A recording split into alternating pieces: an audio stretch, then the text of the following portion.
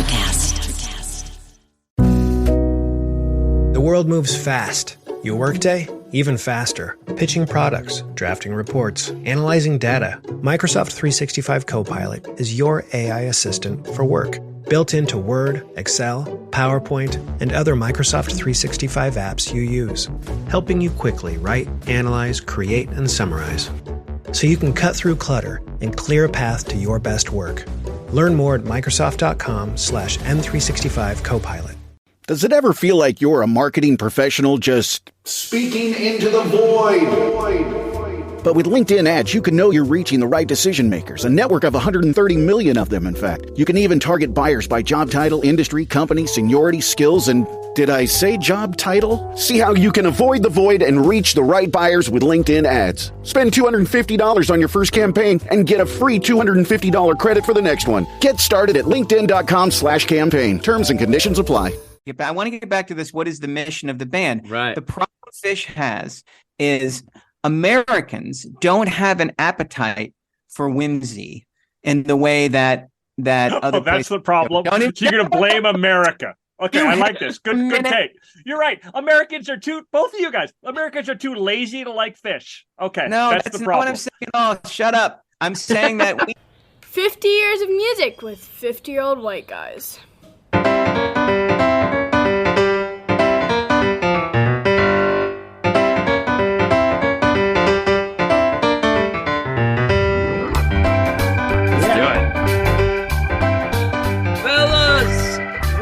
Happening tonight. Look, 5 of us in the Zoom screen. This is so exciting. It's Zoom exciting. We've got Jeff Simons in Berkeley. We've got Ben Barton in Knoxville, Tennessee, and in the Central Square from Vermont, from the Age-Old Question podcast, Clint and Rich. How are you guys? Hey. It's so good to be back with the 50 years, guys. Yeah. Oh my gosh. Looking into the future, the age-old guys. Yeah, it's like, wow, this is what it's like. Take a good hard... It gets worse and worse, doesn't it? How dare you? Take a good hard look at this ceiling, because that's what's coming for you. Now, I am so excited that the two of you are joining us tonight. This is the podcast I've probably done the most research on in the last 2.5 years. I am so prepared to talk tonight about jug bands. I'm really excited. I dug deep. What? It's not funny. It's name 3 jug bands. Go. Uncle Irwin's. No, Emmett Otter's jug band from really? Muppet Christmas. That's a big one. No, dude. And then there's the one from Disney World. Yeah, the Country Bear Jamboree. Yes. And then there's Mother McCree's jug band, which became the Grateful Dead. Boom. Oh, it's a jug band podcast. It's a jug band podcast. It's actually... By the way, the Fat Bear sucks. I hate the Fat Bear. At the Country Bear Jamboree. Oh, yeah. The worst. That thing, can't play at all. Can you believe they used to actually have that attraction? Like, it was just like redneck bears drunk off their ass making like 1960s Flintstones jokes in like animatronic, and we were just fed that narrative like, here kids, sit down, we'll explain adult life to you. The dad's drunk, the mom's Tennessee. Long suffering. It's like if the Berenstain Bears had no money. That was the Country Bear Jamboree for sure. Dude, there's still a bear jamboree right here at the Smokies, and there's what used to be called the Dixie Stampede, renamed Stampede. I'm not kidding. They got rid of Dixie, and I was like, okay, fair. So both Ben Barton, Jeff Simons coming in hot tonight, ready to discuss jam bands. This is the second in our New England podcast trilogy. That's why we've called in Clint and Rich, our New England experts, as it were, especially for that little northwest corner of New England. But before we get to that, here on 50 Years of Music with 50-Year-Old White Guys on the Electrocast Podcast Network, we got to talk about our Spotify Wrapped musical selections. Top 3. Let's go with our third place finisher, Jeff Simons. What was your third place finisher? You're going to start to see a theme very quickly, but number 3 for me was Megan Slankard. Yeah. Any particular song? Or are you just doing the artist? I just did the artists. I'm sorry. I did the songs. That's okay. Rich? My number 3 was Vulture Choir by Brothers Landreth. Oh, nice. Do you guys know that song? No, is it good? Oh, Brothers Landreth is a Canadian band duo. Are they related to Sonny Landreth, the old slide guitar player? Are they his kids? He is a slide guitar player. Yeah. I saw Sonny Landreth 2 or 3 times open for Richard Thompson. If that's his kids, the dad was a killer player. Joey Landreth is the guitarist and lead singer, and he is a monster slide guitar player. Cool. Brothers Landreth. Yeah. And they're vibey as all get super out, too. Vibey. Super vibey. Old vibey. And Vulture Choir is a great song. Making notes. All right, Ben Barton. All right, so I'm just going to spill it all here. My number 1 song. What? You're not going to want to go in order? No, I'm just going to do it. It'll be quicker this way. My number 1 song is As Every Year, In a Silent Way by Miles Davis. That's my Shavasana song for yoga. So that's the most listened song every single year. My top artists: TV on the Radio 5, Brandi Carlile 4, Jack White 3, J. Cole 2, Zach Bryan coming in at number 1. Wow. Cole. It was getting ready for Bonnaroo, and then afterwards, I just got super into Zach Bryan this year.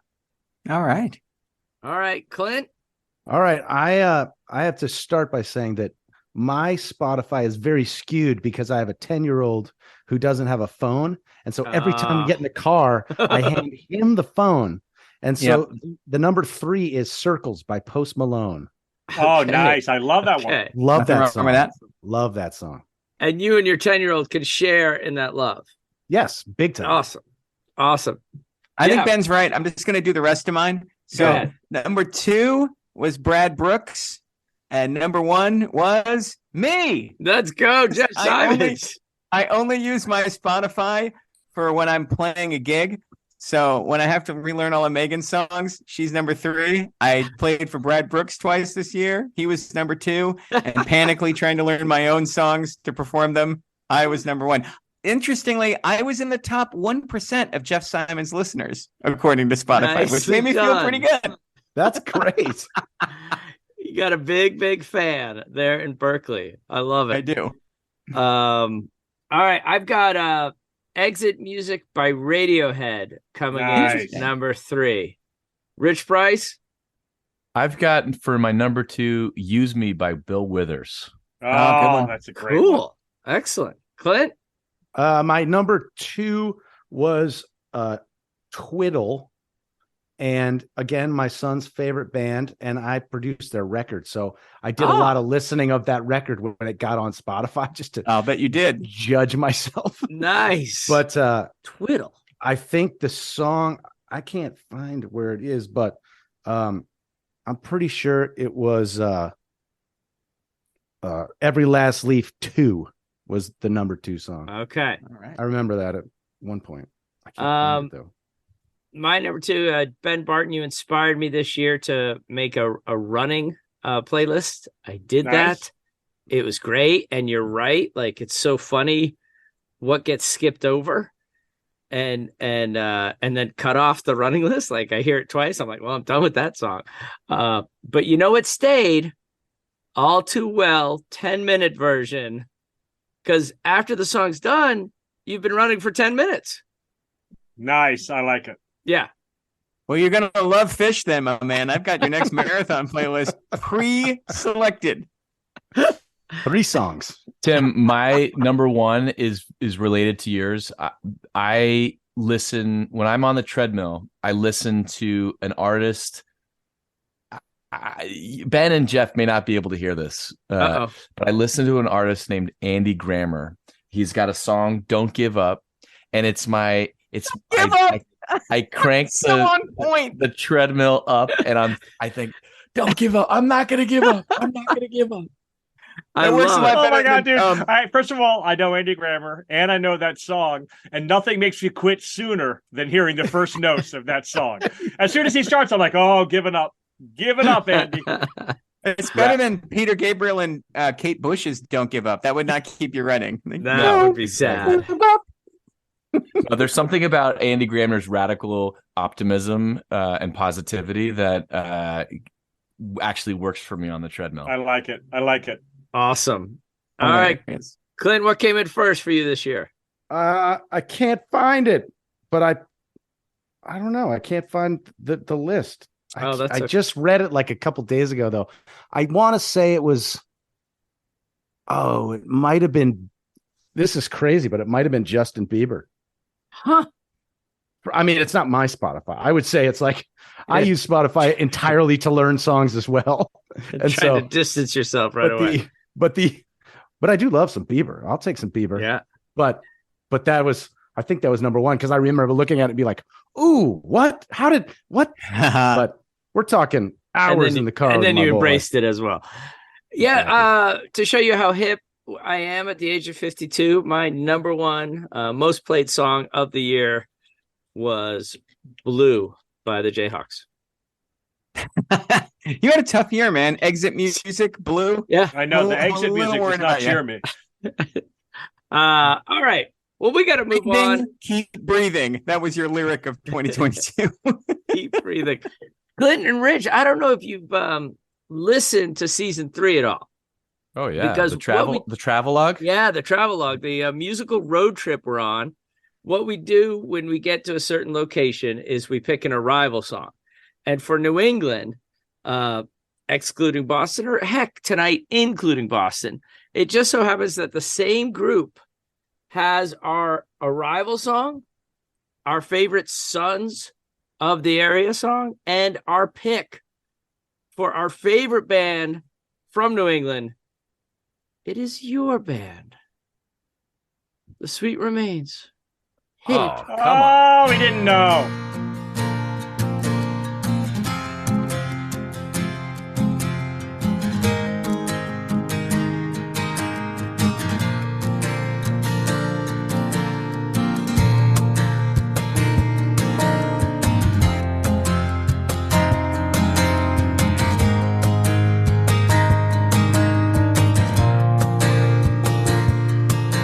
Hello, dear.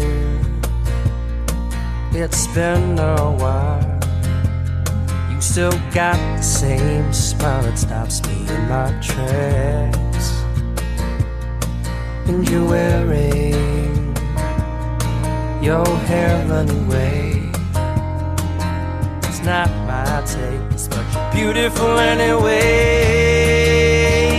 I think I'm writing a love song for you.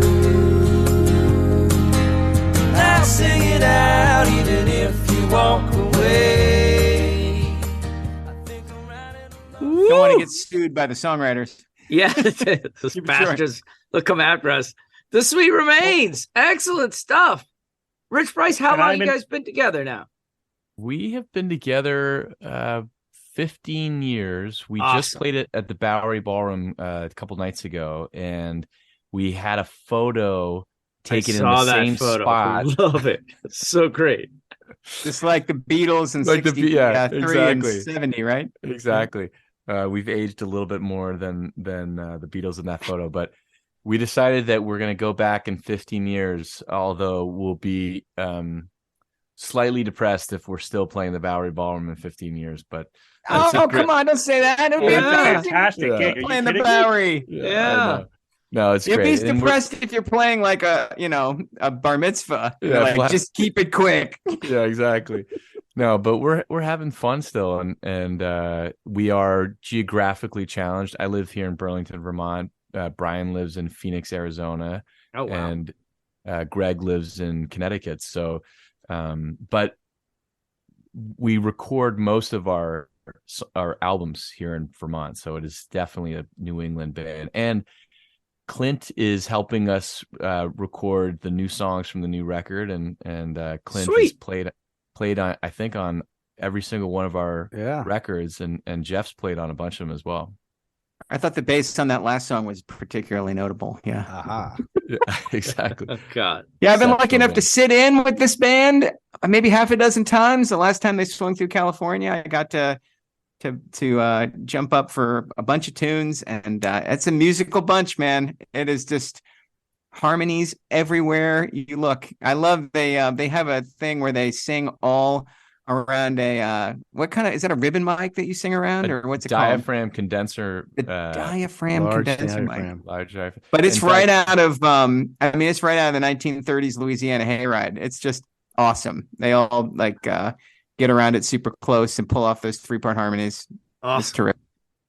And Timmy and I are independent parties. We have no skin in this game, and I can just say I just absolutely love the Sweet Remains. Such a huge fan. Woo! One of the things that I really, really, really appreciate about the band is like basically in this general genre of folk / rock, there's some areas that are overmined. Like, so for example, the band. Like there's a lot of new bands that can't play, and they're like, what we should sound like is the band. And then you get another band record of guys who can't play. This particular vein, though, like the CSN, like the beautiful harmonies, really like delicate, filigreed songwriting is hardly veined at all. Like you guys are just mining in virgin territory, and it's fantastic. And part of the reason why is it's really hard. Yes. Really, really hard. Like you need to be able to really sing and really, really write to create the stuff that the Sweet Remains do. So I'm just a huge fan. Well, I appreciate that, guys. And one of the great things about being in this band for me is to be in a band with 2 other songwriters and to carry the load of the lead vocals, but also they're 2 of my favorite songwriters. And so I geek out as a fan of these guys, but it's also creates some challenges for us as we're experiencing right now in the studio. And Clint, I think if he had hair, he'd be pulling it out because the songs are so disparate, and we're having a hard time figuring out what is the sound of this record, because my songs sound very different from the songs that the other guys are writing. So I want to recommend that you try to sound like the band. That seems like that's a really good idea.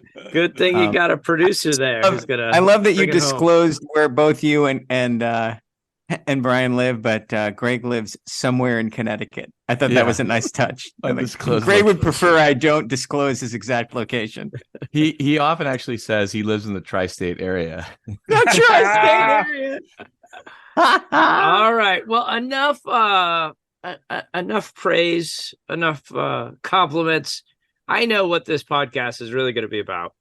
Año Nuevo, los mismos Extra Value Meals en McDonald's. Ahora te puedes llevar 2 snack wraps y papitas y una bebida mediana por solo $8. Solo por tiempo limitado. Precios y participación pueden variar. Los precios pueden ser más altos en Hawaii, Alaska y California y con entrega.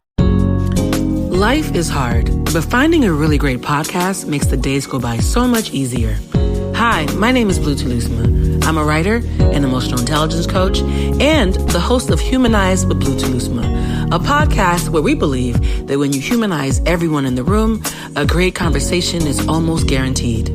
Join us every week here on Electricast as me and my guest co-hosts unpack big topics and interview even bigger personalities with a sense of humor and a dash of mischief. If you're looking for a new best friend in your head, we've got you covered. Electricast. It's going to be about some testy individuals bringing their strong opinions to the floor. We are talking about jam bands.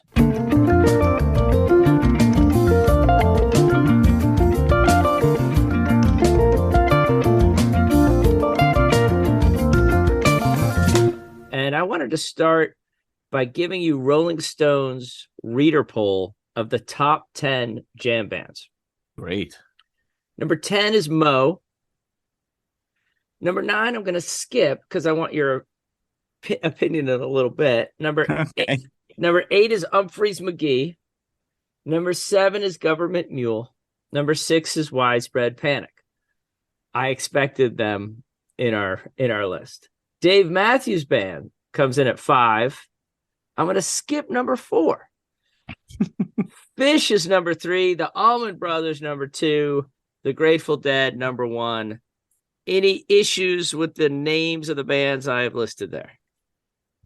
I don't think the Dead or the Allman Brothers are jam bands because they predate the whole idea, and it's a lazy lumping. I think if you could call the Allman Brothers when they came back in '89, and kind of reinvented themselves to fit in with that younger generation. That second, like Allman Brothers Band 2.0, I think is a jam band, but the original band isn't.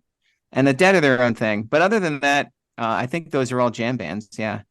So I think the Dead are the prototypical jam band, and I think that's super fair. I mean, there's bootlegs from 72 where they've got 10-minute, 15-minute songs. It's not about that, though. I mean, fine. I don't want to quibble. Yes, the Dead are a jam band. And if they are, then they belong at number one. Okay. Wow. We're going to fight so much. I'm not starting there. Like so amenable. Well, Rolling Stone had a pretty strict definition. A lot of readers put Pearl Jam, and they said no. A lot of readers put Led Zeppelin, and they acknowledged Led Zeppelin had very long songs, but at some point they just started doing a set list. But number 9 was Pink Floyd. No, absolutely not. Mm-mm. Boo. Boo to They Rolling did the Stone. same exact thing every night, and they did their albums in sequential order. On the 77 tour, they did Animals, took a set break, and then did The Dark Side, and then did Wish We Were Here. That was the show. Like, there couldn't be anything less jam bandy than that. And what about number 4, Cream? No. I'm with Jeff on that. No. And also, they're annoying and bad. So what is Rolling Stone's definition of jam bands? So you have to have long improvised guitar solos and jams, for lack of a better word, and they were really highlighting the improvisation, that it's going to be different every night. Except it was 12-bar blues for an hour and 10 minutes until they cut the power. It wasn't like they were writing and inventing new. It was like, you know what would make Rolling and Tumbling better is if it rolled and tumbled for 27 minutes. I mean, that Cream is not no. No, you're out. What about Well, that's certainly what the Grateful Dead did. I was surprised. Although you could argue Dark Star is like really inventing music on the fly, right? And coming up with new weird stuff. Playing in the band would last 40 I mean, minutes. they were yeah, improvising. I would say that also another definition of jam band that has come out of maybe the more modern quote unquote era of jam bands is the ability to play multiple genres.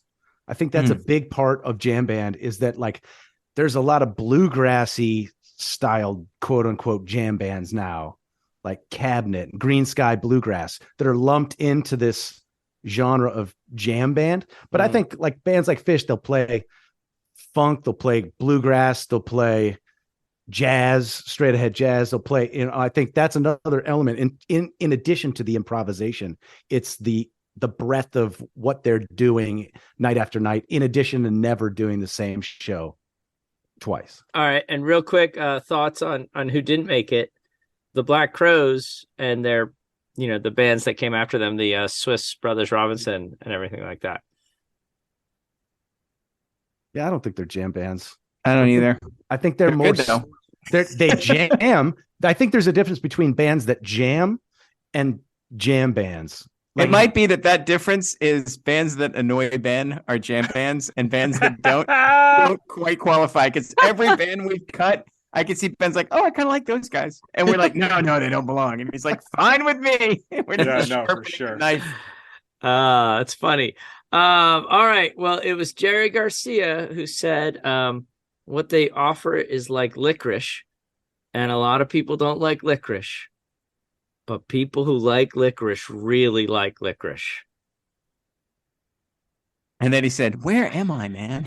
And then he said, it's funny. It's a nice breeze on my yacht. I feel it's like, you liking it? Actually, more likely, he was like me, I really like licorice. I ate this whole bag. That's probably what he said next. Oh, boy. All right. We've got Vermont's most successful band, Phish, going on trial here.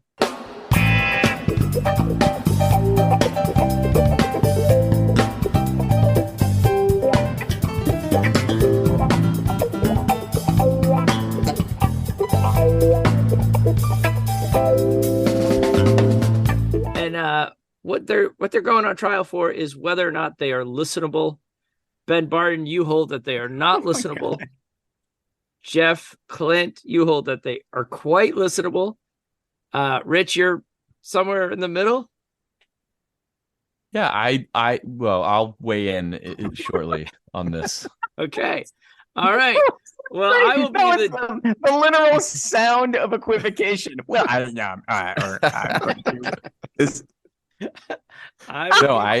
I greatly respect and appreciate Phish. I don't choose to listen to them, but I've been exposed to them through living in Vermont, through playing with those guys. Okay. I was not the class clown, but I sat next to him and I studied him. I appreciated his humor. All right. Exactly right. All right. This court will come to order. Opening argument. You have 1 minute just to state your case, Clint. 1 minute. All right. Phish is a live band, and Phish gives you what you put into the band. In that way, Phish is it's not for the every Joe Schmo listener, right? The more you dig into their catalog, the more you get. Meaning they have, starting from 1983, have written these through composed songs that started their career that are just epic tunes. And in addition to creating an entire world called Gamehenge and The Man Who Stepped Into Yesterday. So if you start in that realm and you do the work because you're digging into a 10-minute through composed, very progressive rock song, once you dig into that and you know every nuance of that, once you get later in their career and they start writing poppier songs, quote unquote, with verse, chorus, bridge, chorus, the appreciation doubles. So I consider Phish the more you give, the more you get kind of band. And I don't think there are a lot of bands like that out there. Thank you very much. Defense that Phish is actually unlistenable. Go ahead, Ben Barton. So I'm not going to be a minute. I'm going to be more than a minute. So the first thing I'll note for the ladies and gentlemen of the jury is that I'm not a drive-by on this situation. I've seen Phish multiple times, starting in 1990. And I've seen them at Bonnaroo. On that list of bands, the list of jam bands, I saw the Allman Brothers, but after Dwayne was dead, obviously. And I saw like some portion. I think I saw Roger Waters for part of whatever he did at Bonnaroo. I've seen all of these acts at Bonnaroo. I have given jam bands the college try and then some. I saw the Grateful Dead as the Grateful Dead and all the various different parts of the Grateful Dead. So I do not have, in my opinion, an unintelligent or unlearned opinion about these bands. I've given them the college try. And Jeff sent Tim and I a 10-song Phish mix, which I listened through without skipping all the way through. Wow. Which actually, sadly, hardened my opinion and then some on Phish. I don't understand the mission of Phish. I just don't get it. The songs, the lyrics are dumb. The songs are like interesting. Like it's definitely composed. I understand that it's composed music, but I don't understand what exactly that I'm supposed to get out of it. There is like a sheer musicianship to it, but that goes a short distance for me because it's purposeless. It goes nowhere. There's no reason for it. And actually, I had been under the impression, I believe last time, and one of the things that makes me laugh about this is another relitigation podcast. Like, this is the third time I've had to trash Phish. But I'm more than happy to do it at Expanse. On re-listen, my original opinion was that they were all fantastic at playing their instruments, and in particular, Trey was a really tremendous guitarist. On re-listen, I was like, no, there's so many boring solos. There's so many boring guitar parts, just brutal. Where he's like, there are guitar solos where having taken guitar lessons and tried to get better, they give you these like finger exercises where you're just playing it over and over again. There's like 2-3 minute solos that are just scales and finger exercises, just not interesting at all.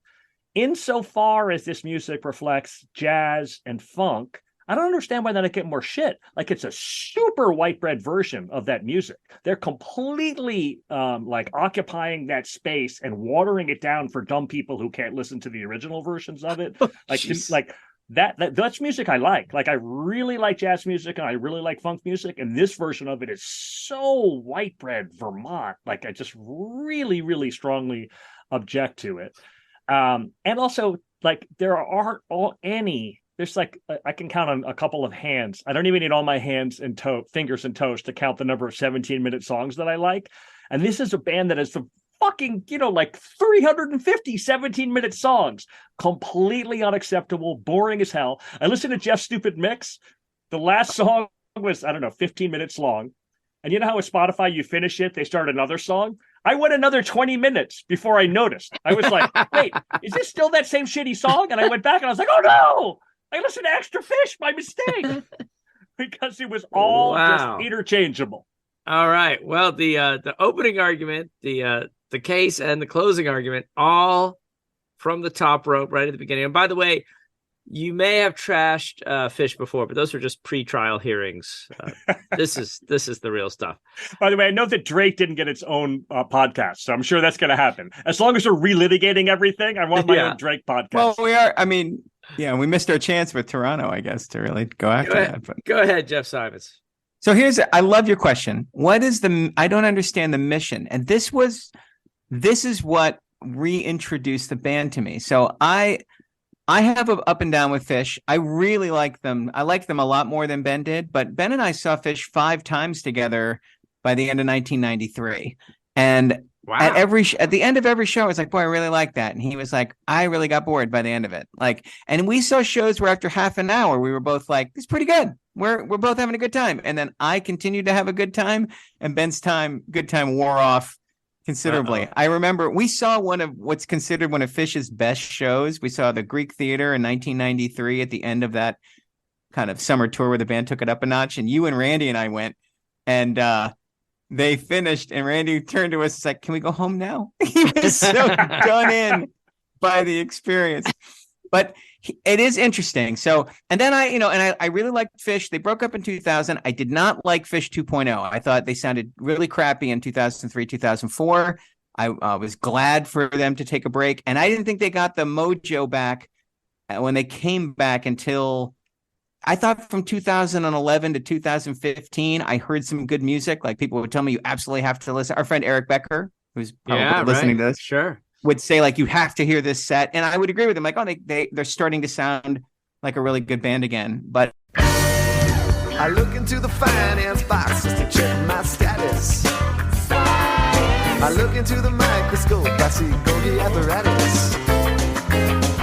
Gogi, oh, woe is me. You can't even see the sea. Gogi, Gogi, Gogi, Gogi. They call him Zone, cause he runs so fast. Runs like a junkyard dog with a brain of brass. I want to get back to this. What is the mission of the band? Right. The problem Phish has is Americans don't have an appetite for whimsy in the way that other that's the problem. So you're going to blame America. Okay, I like this. Good take. You're right. Both of you guys, Americans are too lazy to like Phish. Okay, no, that's the not problem. What I'm saying. Oh, shut up. I'm saying that we don't mind when singer-songwriters have a joke song. Like, when Rich plays the set, he plays like Break Up, Break Down, and everybody's heart's broken. And then he's like, and here's a funny song about something else. And they're like, and they go up and down. We like our rock bands either to be serious or not. We like them to pick a lane and stay in it. We want Radiohead to be a deep, interesting experience, and we want AC/DC to not be a big, deep experience. We want AC/DC to be fun.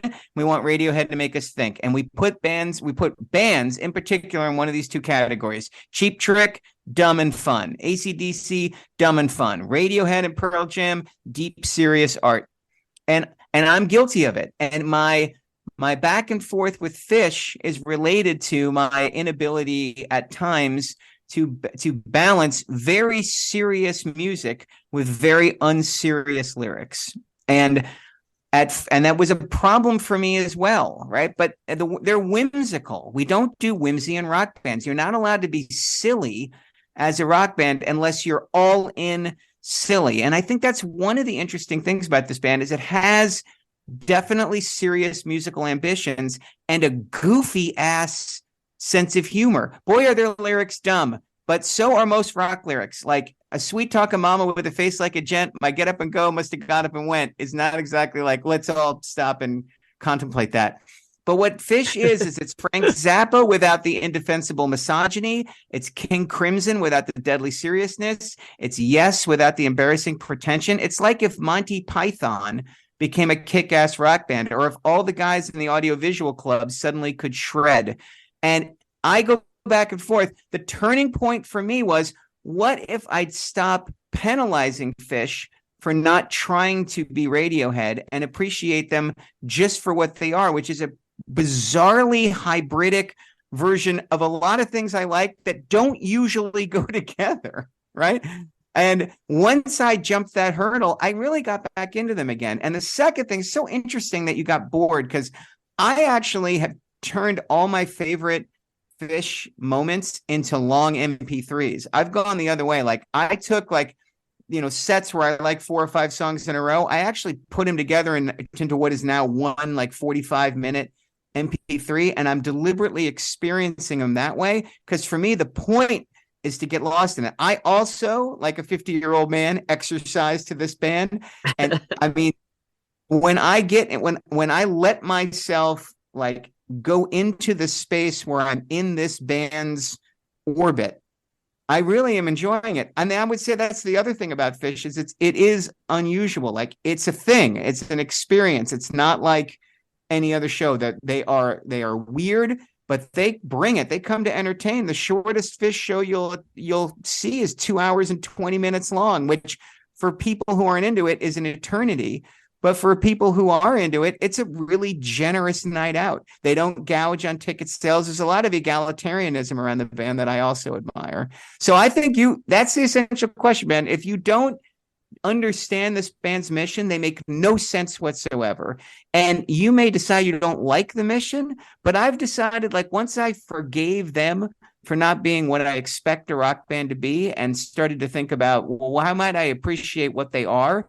Like, the thing has made a lot more sense to me. I have listened to a lot of Phish in the last 2 months. I recommended this podcast, not just because I wanted to talk to Rich and Clint, but because I'm having this weird kind of Phish resurgence, and it has taken me by surprise.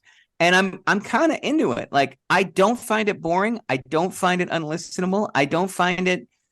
And the things that used to bother me are like, and maybe it's because I'm so familiar with the material now. I could play all these. Like, I could sit down and play Divided Sky at the piano for you. I could play all of Reba. Like, I've listened to these songs now to the point where they're in my, like, they're not taking me by surprise with all the twists and turns. And like, their length for me is not like, I know how they all go. And so like in these songs, like minute 8, when they go to the third theme, I'm like, oh, here comes that third theme I like, which is, you can only have that experience if you've listened. Like, it's like you and In a Silent Way. The first time people listen to In a Silent Way, they're going to be like, that was the sound of people tuning their instruments.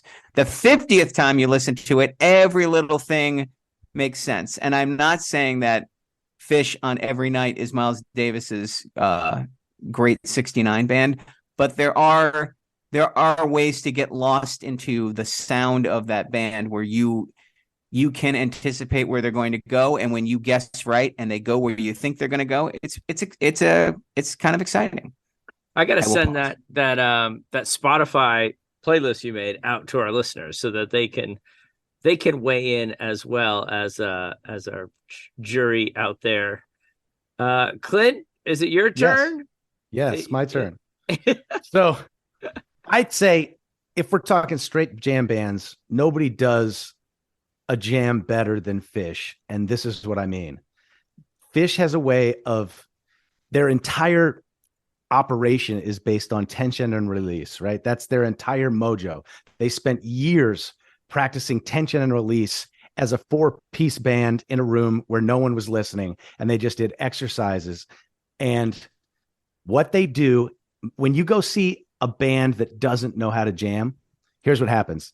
They play for a little bit and they get excited, it peaks, and then it drops. And then they play and they get excited, and it drops.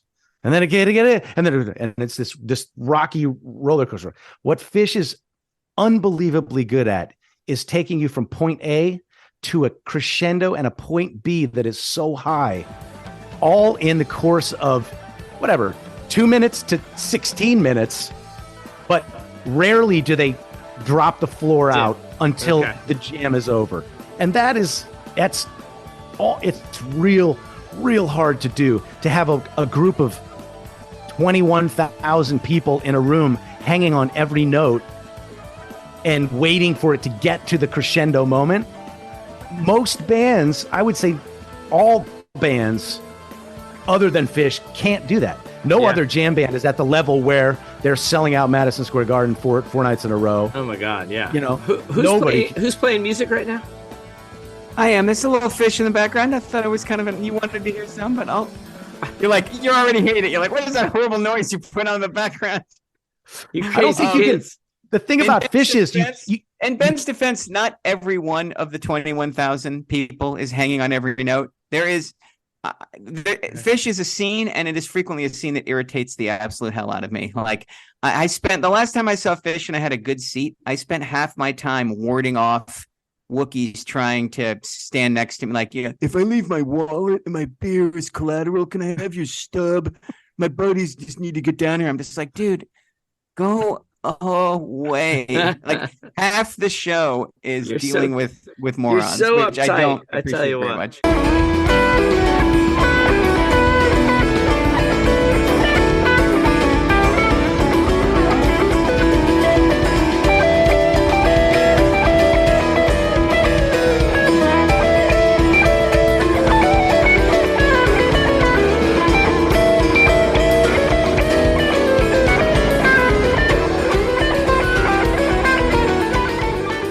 There's a big difference between Phish Live and Phish Records, right? Okay. I think they've done 10 records? I don't know how many records 13. they've done.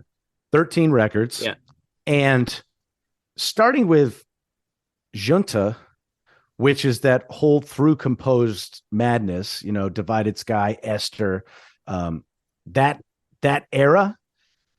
Once you get past that, there's a lot of great songs. And what we always talk about in the age-old question is, a great song to me is defined by the ability to pick up an acoustic guitar and play that song as one person. And does the song carry without all the other instruments? Right. And there are many, many Phish songs that do that for me. And yes, the lyrics are silly. And yes, that they jam. But if I were to pick up a guitar and I could play an entire set of acoustic Phish songs that hold the listener. I mean, anyone can. There's enough catchy melodies and there's enough structure there. I mean, Trey's a great songwriter. And in fact, that's what we're going to do right now. Yep. Look, where's my guitar? Chop, chop. Wait, I have a question for the person in the room who's listened to maybe 3 Phish songs in his life. Aside from the playlist, wait, Jimmy, you didn't listen to the mix that I had to sit through. You didn't make it. I got through 3 songs. It didn't even come close. First 3 songs. I'm going to can you. You're out. You can't. Wait, what's on that mix? I had to sit through them all. You got to sit through them all. I have to be an impartial judge here. But here's my question: you guys, the impartial judge, by the way, wrote the words "gouge my ears out." No, and also you're going to be more impartial by listening less. You should have had to listen to the whole thing. So my question is, you guys keep talking about silly lyrics. Can anyone give me an example of a lyric that's bad, that you roll your eyes at? Well, a lot of them. There are some lyrics that have actually that I kind of like. They as they got older, they got a little bit less committed to super silly, but a lot of the songs have. But we've talked about this before. Jeff and Clint, you both are music first and lyrics second. Yep. And for me, I'm lyrics first, music second. Yeah. So I like Backwards Down the Number Line. I like that song. Good lyrics. And as a Phish fan, that's one of my favorite songs. I mean, it's you know what I mean? It's like that is taken directly from a letter written to him, by the way. Oh, nice. The lyrics of that are the words of it's like taken directly. But yeah, they're not his lyrics. That's an interesting point, is that the two guys who are music first are the ones that like it, and the lyric first people aren't. But my point is, where's Ben? Ben, I'm Ben, a mix of both. But I mean, that being said, I'm really a mix of both, but I do not like prog rock. I've never liked prog rock. There's a half a dozen Yes songs that I can stand. King Crimson, out. And I can't remember, what was the other band you listed? Zappa. Ooh, oh, just despise Zappa. Yeah, so I mean, it's really, there's a lot of... The progenitors for this are all bad, for sure. And it's weird. I actually like the Grateful Dead better.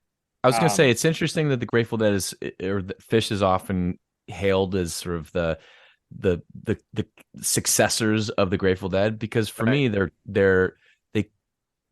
they could not be more different. I totally agree with you, Rich. Yeah. Totally agree. Musically, but that's I mean, the scene is similar. The scene is similar. That was the whole point. It was never musically that they were similar. It's that they carry the torch of the traveling circus, where people go from town to town, and there's an entire economy around a Phish universe. You go on tour with Phish in the way that people went on tour with. Some of the harmonies are similar, and some of the sort of keyboard bass work is similar. The Dead are much more folky and bluegrassy than Phish is, but. And I actually think the Dead couldn't also Phish are just better harmony, better musicians. Oh, there's no doubt about that. But that's not necessarily good. But I just think you tend to compose to the edge of your actual dexterity, right? But that's also not good. Phish compositions go to a place that are much more calm. You like the fact that Pearl Jam composes to the edge of their dexterity. Take it easy. You like that. You like that Animal is a cool riff. That's hard to play. You do like that song. I do like that, but that's not. I mean, these guys are like they're pushing out in the boundaries in a lot of different ways, many of which are unpleasant to listen to on purpose. Yeah, okay. And that's a tough sell. Tim, yeah, and I have a larger, though not inexhaustible, appetite for complicated music than you do. So, Tim, do you know about the vacuum cleaner? This is such a weird question. Look at his ceiling. He definitely does not know about the vacuum cleaner. You don't say a vacuum cleaner. You say the vacuum cleaner. So no, I don't. So the story is this: John Fishman, drummer of Phish, was at a party in like 1983, and somebody at the party was giving him crap about being a drummer or something. He said, "I can play any instrument in this house. I can play it. I can play anything in this house." Okay. And so the person was like, "Play that vacuum cleaner." So he picked it up and he's like, and he does this thing. And so for the next, still to this day, he plays the vacuum during. They have a vacuum cleaner that they bring out with them? It comes out. Yep, they have a lot of shtick. They have trampolines. But they've gotten rid of most of that shit, haven't they? Like when Ben and I first saw the band in 1990, they got on the trampolines on song 2, and we were just like, what is going on here? And I didn't dislike it then, but I'm glad they outgrew it. I mean, but that's the other thing, back to that like whimsy thing I'm trying to say, like they were positioning themselves as decidedly different in some ways from a rock band. Like they were trying to soften the whole thing. It's like four dudes on stage shredding. They were definitely trying to undercut that a little bit with silliness. The vacuum cleaner solo, Phish playing in a dress, the trampolines, the secret language, like the little noises and stops, even like having the whole Gamehenge fake mythic story that was Trey's senior thesis that turns into a thing that they only play every 7 months for super fans. All of that built a myth that they could build a touring career around. But I do think I think 93, they outgrew that, and I'm glad they did. And then they became a much different, well, I mean, and not necessarily better, but they became a much different band that created a kind of a second act for itself when it shed that stuff. Yeah. That's exhibit A, as far as like, oh, this isn't my band.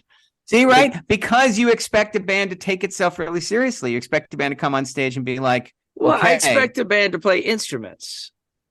Not no vacuums. One plays better. Nobody plays better instruments. Nobody plays the vacuum better. If you put Stone Gossard up against Trey, okay, and Stone Gossard is an incredible guitar player, but he couldn't even be in the same room understanding music theory. Oh, but That's not the criteria. Nobody's like, you know what? I can't wait to hear this solo. But first, I need to know, what do you know about the Mixolydian scale? Because that's what I'm most interested in hearing. No one cares. No one cares. That's the freaking I disagree. problem. I disagree. I disagree with you. Objection sustained. Moving on. I disagree. I think that's what makes us all different. That's why not everyone goes to the same band. I mean, like that's what brings me joy is the understanding of what they're doing musically. Like I don't like going to see, well, I do, but like when I see Bela Fleck and the Flecktones, there's a band that are so on the next level musically. Each one of them is so deeply musical and heady and understands substitutions and all. But Phish does it in a way isn't jolting for me because I get it. I get the theory behind it and I appreciate the theory behind it. And I'm just saying the theory that Pearl Jam has is very diatonic. And Pearl Jam is one of my favorite bands of all time, but they're diatonically writing songs. And Phish is, as its mission, not diatonically writing songs. And that's the difference. So you're never going to like Phish, no matter what I say, because their whole mission is based on something that you're never going to get off on. Because I'm a huge fan of Coltrane's Giant Steps. Like, I'm not against composition for composition's sake, but there's something so self-conscious about it and so patched together about it that it just doesn't work for me at all. That's not interesting to say that because it doesn't feel that way to me. There will be portions of it where I'm like, oh, listen to this. And then they immediately transition into something that's unlistenable and unlikable. And that's part of their gig. And I guess I sort of understand it. But part of the deal is that also I know for a fact that you two guys know a lot more about music and musical theory than I do, and that's completely fair. I've been to those concerts, and there are not 21,000 music theory professionals at those concerts. They're not. Lord knows why they like it, but they do not like it because they're interested in hearing the changes of keys and the changes of tempos. Why they like it? That's true. So great. They probably. I mean, I assume they like it because they're high. Because they're not. I mean, that's a big part of it. I think the community that surrounds jam bands and Phish in particular is a very drug influenced culture, and hearing Phish face off is a much different experience than hearing Phish on a road trip in a car with your parents. It's a very, very different experience. And that's why hanging on every note is much easier when you're quite high. And there are times that I've been sober, and there's times that I've been tripping at Phish shows, and I enjoy them the same. But I think the majority of people enjoy Phish shows more when they're high. Clint, how many times have you seen them? I've seen Phish probably 40 times, I would say. Wow. And I can tell you that one of my favorite moments of seeing Clint was looking across the stage while we were playing a benefit concert, and Paige McConnell was playing keys, John Fishman was playing drums, Clint was singing lead and playing lead guitar. Nice. And the smile on Clint's face was about two feet wide. It was awesome. That's so. If we're gonna call witnesses, I would call my 18-year-old self to the stands. Right. To go for bat for Phish, because I'm a pop music baby. Justin Bieber was my number one on Spotify. That's true. Yeah. Right. That tells you something. I am all about the craft of songwriting. That's my entire life is based on the songwriting craft. And my 18-year-old self didn't understand prog rock, didn't understand anything but 1, 4, 5 and grunge. Right. Yeah. And so when I got turned on to weed for the first time is literally the same month that I heard Phish for the first time. And it changed my life entirely. And I just remember that point in my life diving so deeply into that catalog that I became a lifelong fan in 2 months, because I learned every nuance of every song that they had released up to that point. And then I haven't seen Phish live in 10 years. I don't think. So it's like, it's one of these things that I hear it on when we talk about, is Phish listenable? I have Sirius Radio. I'm sure you guys do. It's one of my program stations. Do I go in the car and listen to Phish radio all the time? No. But when I'm sick of a station and I'm flipping through, I will definitely get into a jam and ride it out till the rest of the thing. So for me, it's deeply listenable. I'm also a huge fan of their studio stuff, because in addition, I'm just a huge studio junkie in any way. And so the fact that they play no click track live, all in one room, 4 guys playing actual instruments together, and they have these super complex songs, but also these silly, like fun, whimsical, bluegrassy, weird songs. I just love that about it, that it's just a rock band. 4 guys. No one ever sits in with the band. No one ever opens for the band. It's just, they do what they do and have done that since they started in 1983. They haven't changed. They have had no hit songs. 83? Holy 83. smokes. They turned 40 this year. Wow. And no record push, no anything. They haven't had anything. They've done it entirely on their own. And they've had an ice cream. They have had an ice cream. I was going to say, I can't believe we've waited this long to talk about Phish food, which is in my estimation, the best ice cream flavor that has ever existed. Wow. So I prefer New York Super Fudge Chunk. And I prefer Chunky Monkey, but I do love Phish food. It's really good. Phish food all day long. Strawberry Clint, cheesecake. You've seen the Trey Anastasio band quite a bit as well. Yep. What do you prefer, Tab or Phish? I think it's using Tab like an insider. Nicely done. I like that. It's definitely 2 different beasts altogether. I think it's incomparable. The Trey stuff is super. I mean, the horns just changed the whole thing for me. And both musically, the Jerry Garcia band was better musically than the Grateful Dead. It was similar. Similar apples and oranges. Yeah. I think it's like Fuji apples and Red Delicious apples. I was going to say they're comparable. I just saw Trey like a month ago at the Greek, actually. Same. And it's not the same thing, but it's different. I don't think Ben would wander in and be like, "Who is this guy?" No, he would identify pretty quickly. No, but knowing the nuance of his playing and his writing style, it's definitely its own thing. Trey's drummer in the Trey Anastasio band is a guy named Russ Lawton, who's a guest frequently on the Age Old Question, and he and Clint have played you've played in a band with Russ for 17 years. Yeah. Wow. Awesome. Yeah, Russ great drummer. Throw down. Great drummer. Has everyone said their piece? Yes, you can make your judgment there, buddy. No, wait. I'll say one more nice thing. Yeah, let's hear it. So I do not like this genre. I think we're all clear on that. That being said, this is the second best band in this genre, and it's not even close. Right. The gap between Phish and Widespread Panic and Government Mule, freaking continent. Definitely. They're really they're really, really good within this genre. I mean, it's like, how like comedians, like the first best comedian is a lot funnier than the second best comedian. And the second best comedian is like the 10th best comedian. You're like, wow, I really wish I hadn't come. There's a lot of Larry the Cable Guys on this list of jam bands. This is a question around it. Well, I don't know. We might have to go back and splice in some Phish music along the way. But at least let's get one Phish song in here, Jeff Simon. Clint, you pick it. What do I play for him? Something that you've been grooving to. Are we going to do?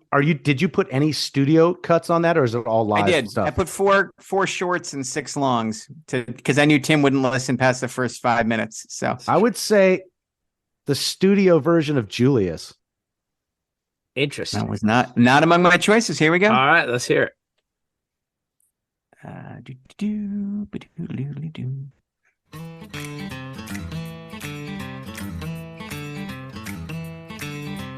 Danger, I've been told to expect it. I begin my descent down the cold granite steps.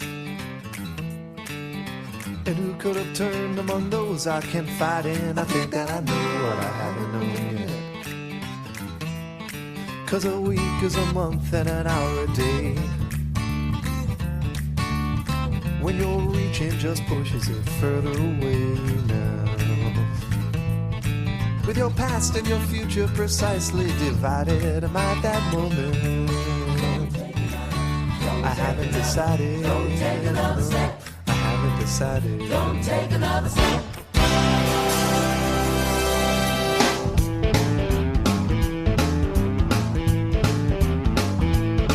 And stretching out into the sea, Aquitana, is that what the prophet told me you saw? All right, It's Rich like Price. Van Halen's Ice Cream Man. Starts out acoustic and then goes electric. Oh yeah. Rich Price, what was your take on that song? What'd you think? I liked it. I mean, I didn't love it, but I liked it. I was intrigued, and then Ben just ruined it for me. How much longer is it? How much more does it go on? That's a 4-minute song. It's not a long one. Okay. In concert, it's 12 and a half minutes, Ben. Yeah. It'll drive you crazy. He just goes over and over and over and over again at the end, but Yeah, right. Like they can write a good song, and they choose not to. oh my God, Tim. And that, ladies and gentlemen, is the last word. It's like Yeah, they're by the right way, there. I feel like the Stop judge and that I are shit. simpatico. Like, I'm I'm going to stop in. talking. I'm in, and They then all of a know sudden, what good is, Woo. and then walk away from good. By the way, Jeff Simons has said almost the exact same thing about the Eagles. Yes, I have. Oh, interesting. Yeah. Yeah. No, that Ben's Phish is my Eagles. I just am like, I can't get anywhere except for that bass line on One of These Nights, which is fantastic. Makes you want to take off your shirt. Joe and Walsh. dance. Yeah, right. Yeah. Because it's not the bass player. Yeah. So Walsh is like, man, can I see that for a second? And records the one good thing on the Eagles catalog. Joe Walsh from Cleveland. I've learned See so how it all much. comes together. I've learned so much on this Brother-in-law podcast. of Ringo. Oh, that's right. Oh my God. I forgot Really? about that. They're That's both fascinating. married. They're both married to a pair of sisters. And I have my Sweetwater rep is both of their Sweetwater reps. Is that right? Yeah. Hilarious. That's amazing. Yeah. Do you get your stuff? Do you get their stuff by accident ever from the Sweetwater rapper? No, but I talk to him about it every time he calls. Did you talk to Ringo lately? Yeah. That's awesome. Joe Walsh. That is awesome. Yeah. He goes All to right. Fort Wayne. Well, Clint and Rich, it's great to see you. Such a Gentlemen, pleasure, so much fellas. fun. Love So the fun. fact that you jumped on to Thanks for break down including us. Phish. Yes. Thank you so much for having us. I'm gonna go have well, some fish food. Well, Yeah. I'm actually going to run upstairs and vacuum. I'm feeling self-conscious now. All right. Don't forget to try and play. By the way, will you take a picture of your face after you try and play the vacuum? 'Cause I would will. like to Just see that. give it a shot. Give it a shot, man. All right. I'll talk to you guys later. Thanks, guys. Later, Bye. friends. Have you ever wondered what actually happens in Congress every day? Stay informed on Capitol Hill's daily happenings with a concise, factual summary of the Senate and House of Representatives' activities from the previous session, free from bias, on the Congressional Record Daily Digest podcast. Subscribe on your favorite podcast platform and discover the process from the heart of U.S. politics. The Congressional Record Daily Digest, an Electricast production. Electricast. Why is it that games make us feel so good or completely rage quit? These emotions we feel are mostly not an accident. People like me designed them. I'm Chris Cross, and this is Brain Arcade, a podcast all about the psychology of game design and why games hit us so hard. Each week, I bring on a new guest, designers, psychologists, storytellers, to break it all down with me. If you play, design, or just love games, follow now. Electricast.